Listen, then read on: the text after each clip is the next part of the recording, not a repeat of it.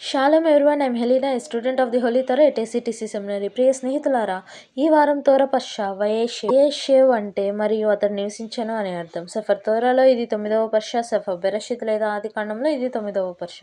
ఈ పర్ష యొక్క 4వ అలియ వాక్య భాగము బెరషిత్ అనగా ఆది కాండము 38వ అధ్యాయం 1 నుండి 30వ వచనం వరకు.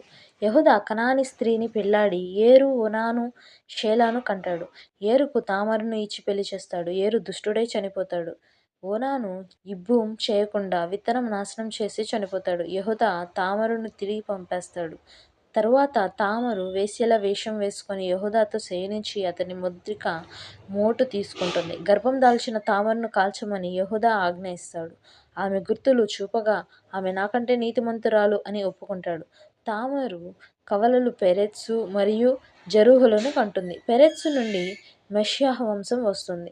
ప్రియమైన స్నేహితులారా, తోరా యొక్క మరిన్ని లోతైన ఆధ్యాత్మిక బోధనలను తెలుసుకొనుట కొరకు మా యూట్యూబ్ ఛానల్ను సబ్స్క్రైబ్ చేయండి. షాలోమ్ లెహిత్రవోత్.